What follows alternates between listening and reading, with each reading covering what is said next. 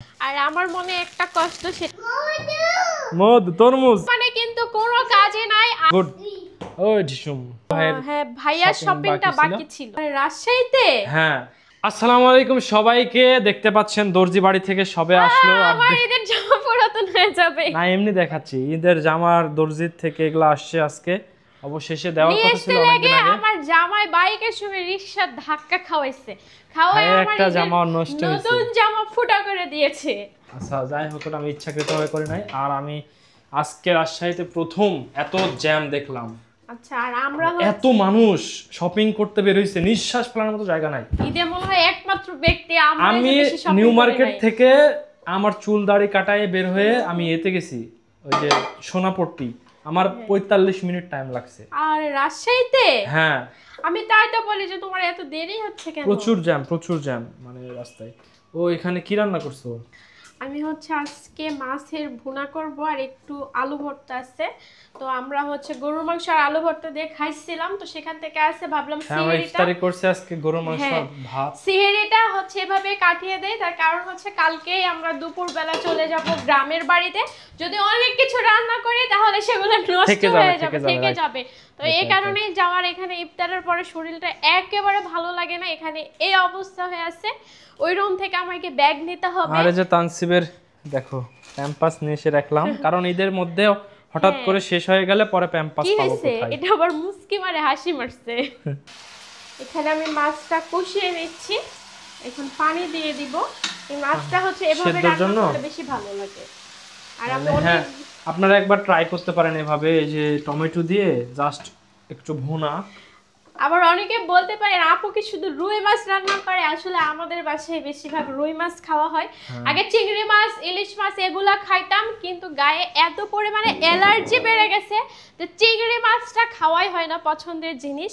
আর আমার জামাই ছোট মাছ খেতে পারে না। এই রুমে আমি ব্যাগ নিব, আমাদের স্টোর রুম এটা। এই রুমের অবস্থা খারাপ, ঈদের পরে এসে আমি ঠিক করব, মানে ব্যাগ নিব।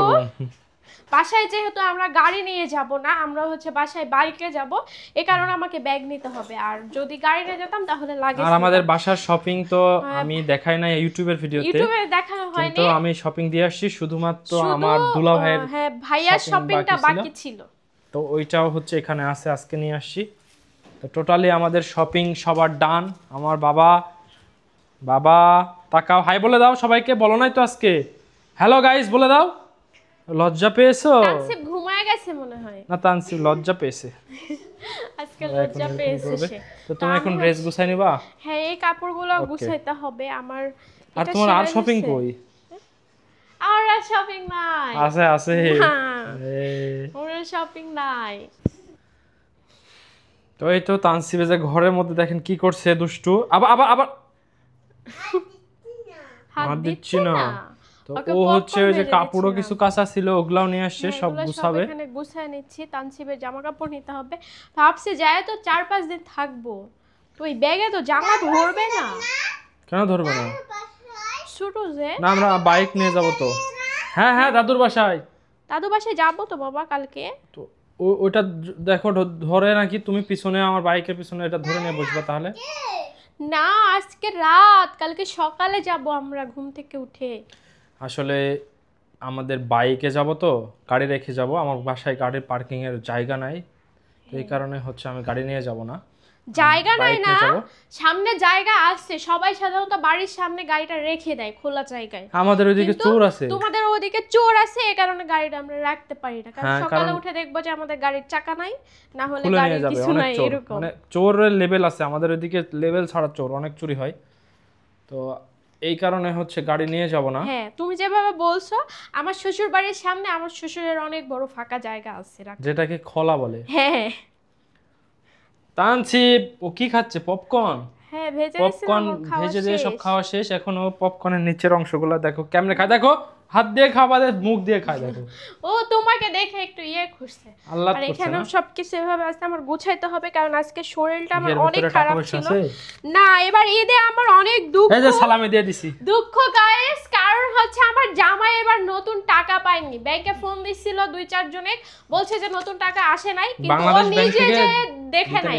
কিন্তু আর আমাদের রাজশাহীতে তো টাকা কিনতে পাওয়া যায় না, কিন্তু ঢাকা বা অন্য জায়গায় টাকা কিনতে পাওয়া যায়। তো জানি না কারো যদি জানা থাকে যে রাজশাহী তো কিনতে পাওয়া যায় কিনা অবশ্যই জানাবেন। এই যে দেখো এই চকলেটটা মার্কেটে যায় নিয়েছে 130 টাকা দিয়ে, কিন্তু খায় নাই। এই হলো অবস্থা। বলছে ভালো লাগে না, খালি দুষ্টুমি, টাকা নষ্ট করে পাপার। তো আমি কাপড়গুলা গুছিয়ে নিই। হ্যাঁ তুমি গুছাই নাও আর ব্যাগের মধ্যে ঈদের শপিং গুলা নাও।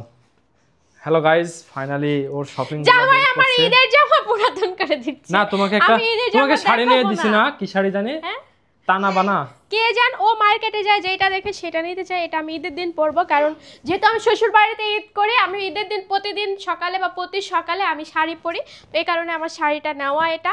তারপরে আমার ঈদের স্পেশাল ড্রেস আছে এখানে, যেটা আমি দেখাবো না। হ্যাঁ ও কিন্তু অনেকগুলো ড্রেস গিফট পাইছে বিভিন্ন ভালোবাসার মানুষের কাছ থেকে, নাম বলবো না। তো আমি তো সবাই গিফট করেছি, হুম শুধু তুমি ছাড়া। না আমি গিফট করেছি তো, আমি নিজেই তো তোমার কাছে গিফট। ও হচ্ছে গুছাই ফেলছে, এটা হচ্ছে আমার বাসার জন্য আর এটা হচ্ছে ওর বাসার জন্য। আর আমার মনে একটা কষ্ট, সেটা হলো যে আমার বাবার জন্য আমি ঈদের পাঞ্জাবি কিনছি, কিন্তু তাকে ঈদের দিন দিতে পারি নাই। যাই হোক দূরে বাসা, এই কারণে যেতে পারি নাই। ঈদের পরের দিন যাব, তো তখন আমার আব্বুকে দিব আমি এটা। হ্যাঁ আর এই তো গুছাই ফেলছে সব শ্বশুর বাড়ির জন্য আর আমার বাড়ির জন্য প্যাকেটিং শেষ। যেহেতু ওখান থেকে এসে চলে যাব, তাই ভাবলাম যে আজকে গুছিয়ে রাখি, তাহলে কাজ আগাই থাকবে, হচ্ছে আর প্যারা নিতে হবে না। আমার সবকিছু গোছানো কমপ্লিট। কাপড় বের করছিলাম দেখে মেজে এগুলা সব একেবারে নোংরা হয়ে গেছে, তাই রাতের বেলা আবার এগুলা পরিষ্কার। দেখো আমি আজকে চুল কেটে আসছি, তুমি তো আমার দিকে দেখছোই না। না দেখছি না। আচ্ছা এগুলাতে কি এত স্পট পড়ে আছে কেন? ধুলা পড়ছে মনে হয়, পরিষ্কার করতে হবে।